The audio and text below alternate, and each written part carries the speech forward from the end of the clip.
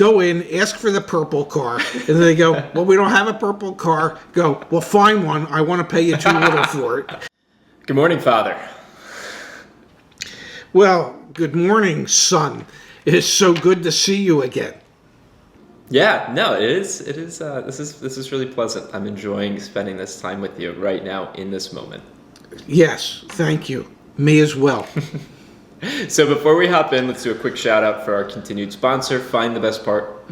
Find the Best. You want to do it? Yeah. Go visit our friends at findthebestcarprice.com at findthebestcarprice.com/insider, where they have aggregated all of the manufacturer incentive programs for all the consumers out there. It's a one-stop shop, basically, to get all the information you need to find the best car price. So go to findthebestcarprice.com/insider and take advantage of all the information that Jeff and his team have aggregated for you. Thanks, Thank Jeff. you for that, Ted. Thank you. That was one of my better ones.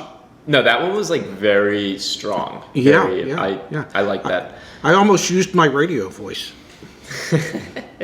It sounded good. Yeah. So what we're talking about today, Dad, title of today's video is we're talking about if you want to get the best car deal possible, there's some information that you can use, aka what the heck is the color of that car that you could probably leverage to find some better deals. If you are a point A to point B car shopper, like you don't really care what you look like in that Nissan Taurus or whatever the heck they make nowadays.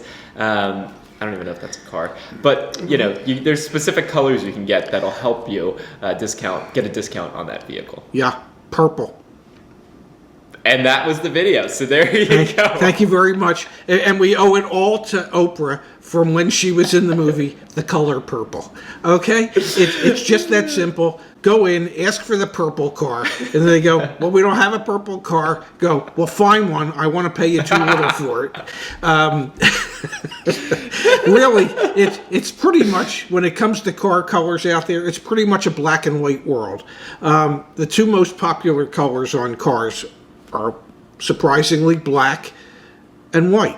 The number one is white, number two is black, number three is gray, and number four is silver. So that's what they call grayscale.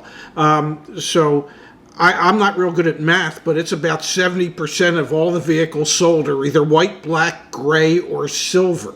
What color car do I drive? A blue one? Moonwalk gray. Very good. Yeah, Moonwalk gray. Yeah.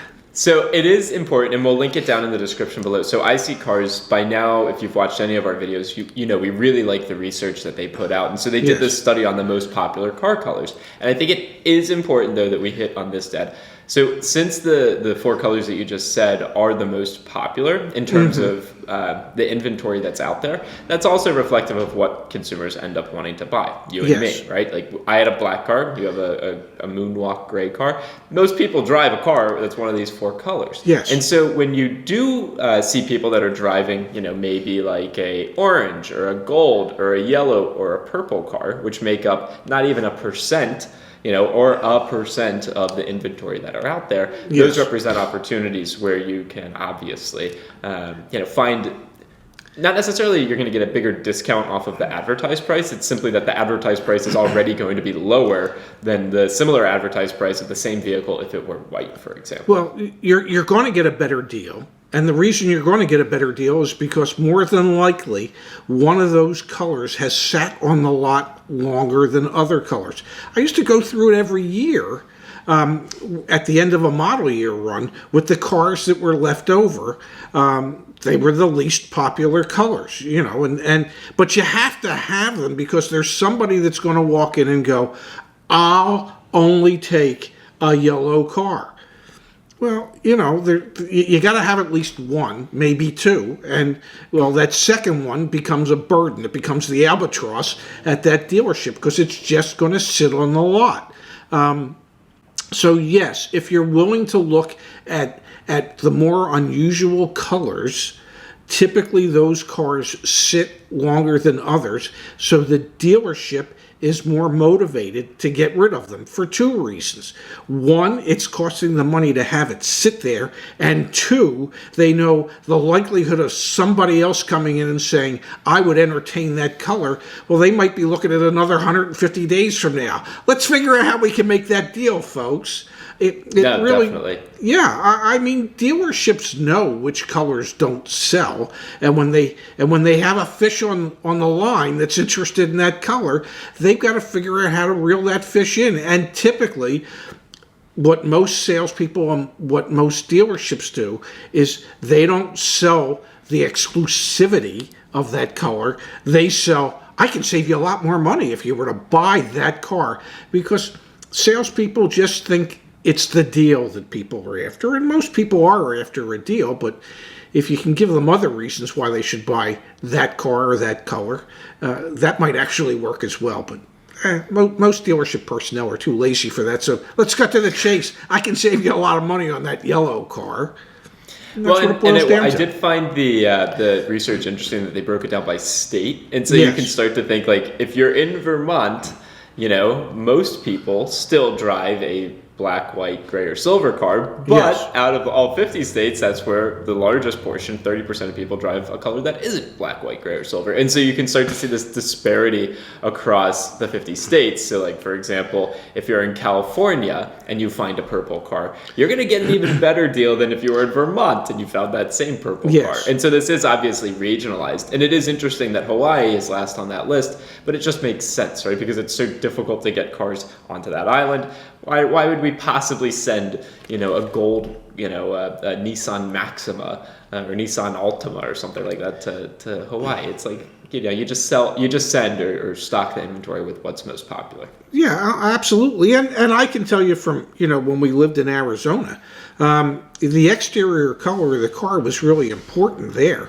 As much as people say, oh, I really love a black car, and I don't know why, because it only looks good twice, when it's in the showroom and when it's cleaned up for you for delivery. And from that point forward, once you take it outside, it's never going to look that good again. But in Arizona, as much as people say, oh, I really love a black car, it's 9,000 degrees outside most of the year. Who the hell wants to drive a black car? Light color cars with light color interiors were much more popular in Arizona than they are here, say, in New Jersey. I can tell you in Arizona, I had a customer one time, and he said, well, what's the temperature difference in a car with, I don't know, a black interior versus a car with a tan interior? And I said, oh, I bet it's about 8 to 10 degrees. Well, he happened to have a thermometer that we could stick in the car, and it was like 22 degrees difference. The black interior car was 22 degrees hotter than the car with the light interior. So, in high temperature states like in the Southwest, Southern California, colors and interior colors are really play a much more significant role in what people are willing to buy than, say, here on the East Coast. And so, final thought that I have on this, Dad, as a takeaway for someone that's a car buyer would be, if you're custom ordering a car, like direct from the, through the dealership, but from the manufacturer, and you're getting, your purple paint job, because that's really what you want, recognize that the resale value of that vehicle, when the dealer makes that offer for your trade-in 3 years down the line, and they say, well, hey, Kelly Blue Book's this, but actually yours is like $7,000 under that. Yeah, it is, because it's purple. Well, because, what's the likelihood that another person lives in that area that's going to agree to want to buy that purple car? It's really slim to none.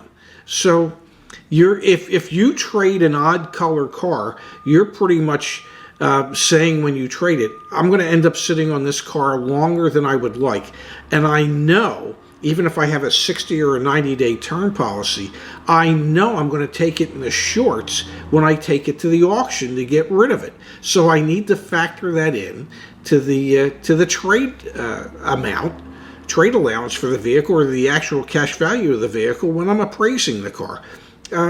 Color plays a significant role in future value of cars, except, of course, if you lease them. The manufacturer or leasing company doesn't go, well, we don't want to lease green ones. We only want to lease white ones. So Just know that color is an important consideration, both new and used. And if you order an unusual color, you are guaranteeing that your depreciation is going to be higher than the person that went with, I don't know, white or black. Well said, Pops. Well, thanks for your time. Appreciate it like always. And you look good in your black shirt. Well, I either wear black or white. What can I tell you? Eddie Bauer, baby. All right, Pops. I love you. Thanks for your time. Love you too, handsome. Talk to you later. See ya. Yep. Bye-bye.